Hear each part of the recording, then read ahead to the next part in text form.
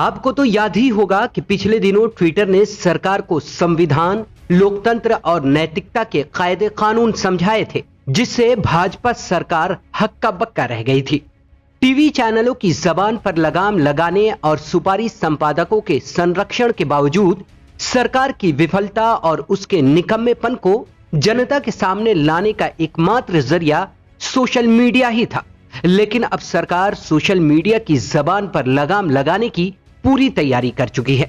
सरकार ने दिशा निर्देश के तौर पर एक ऐसा हंटर तैयार किया है जिसके जरिए किसी भी आपत्तिजनक पोस्ट के नाम पर किसी भी पत्रकार के पीठ पर मारा जा सकता है।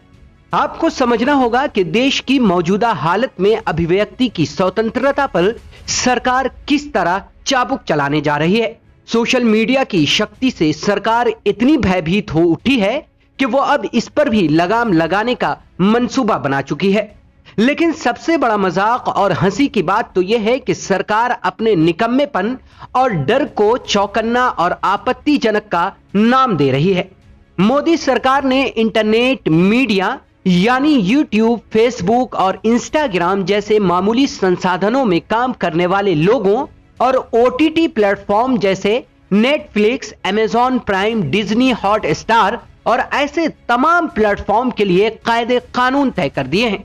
इसमें सोशल मीडिया के लिए जो सबसे पहला कानून बनाया गया है वो ये है कि अगर आपकी पोस्ट आपत्तिजनक पाई गई तो 24 घंटे के भीतर उसे हटाना पड़ेगा। लेकिन सवाल यह है कि आपत्तिजनक तय कौन करेगा, यह आप खुद समझ सकते हैं। इसको एकदम आसान भाषा में ऐसे समझिए कि जो पसंद नहीं करेंगे हुजूर आला, उस पर लगेगा ताला। यहां आपको जानकारी देते चलें कि इस देश में व्हाट्सएप के 53 करोड़ यूजर हैं, यूट्यूब के 44 करोड़, फेसबुक के 41 करोड़, इंस्टाग्राम के 21 करोड़ और ट्विटर के 1 करोड़ 75 लाख। एकदम सीधी और सरल भाषा में यह समझिए कि जहां टीवी नहीं पहुंच रहा है, पेपर और रेडियो नहीं पहुंच रहा है, वहां फेसबुक, यूट्यूब और ट्विटर की पहुंच है। देश में ऐसे करोड़ों लोग हैं जिन्हें इससे कोई मतलब नहीं है कि आज तक सबसे तेज दिखा रहा है या एबीपी आपको सबसे आगे रख रहा है। तिहाड़ी और सुपारी देश की जनता को क्या परोस रहे हैं, लेकिन वो करोड़ों लोग सोशल मीडिया प्लेटफॉर्म का इस्तेमाल कर ओरिजिनल कंटेंट से अवगत होते हैं और यही सरकार की चिंता है, क्योंकि न्यूज चैनल सबसे पहले से लेकर आपको रखे आगे तक और सुपारी संपादक से लेकर तिहाड़ी संपादक तक में हिम्मत नहीं है कि वो सरकार की आलोचना कर दे। भाजपा सरकार की आलोचना करने में इन सभी को कपकपी छूट जाती है। अगर आपको यकीन ना आता हो तो खुद ही देख लीजिए कि देश की पालतू मीडिया बढ़ती महंगाई, बेरोजगारी, पेट्रोल डीजल के बढ़ते दाम और किसानों के मुद्दों पर कैसे सरकार की भोपू बनी हुई है। इन्हें देश की बहुसंख्यक के असल मुद्दों से कोई मतलब नहीं है। अर्थव्यवस्था की कमर टूट गई, लेकिन इस पर बात करने में इन्हें कपकपाहट होने लगती है। जनता के जरूरी मुद्दे सिर्फ और सिर्फ फेसबुक, यूट्यूब या इस जैसे सोशल मीडिया प्लेटफॉर्म पर उठाए जा रहे हैं और सरकार इसी पर अपनी कड़ी नजर गड़ाए बैठी थी। कानून मंत्री रविशंकर प्रसाद कहते हैं कि आजकल अपराधी भी सोशल मीडिया का इस्तेमाल कर रहे हैं, इसलिए नियम बनाना जरूरी था। देश के मामूली लोगों के हाथों में आई मीडिया की ताकत से डरी सरकार सुप्रीम कोर्ट के निर्देशों का हवाला देकर और सहारा लेकर रविशंकर प्रसाद कहते हैं कि काफी दिनों से इसकी मांग उठ रही थी, इसलिए हमने अब सारा इलाज ढूंढ निकाला है। अब सुनिए सरकार ने क्या इलाज किया है। अगर सरकार को लगता है कि कंटेंट आपत्तिजनक है या किसी समुदाय के खिलाफ है तो उसे 24 घंटे के अंदर हटाना होगा।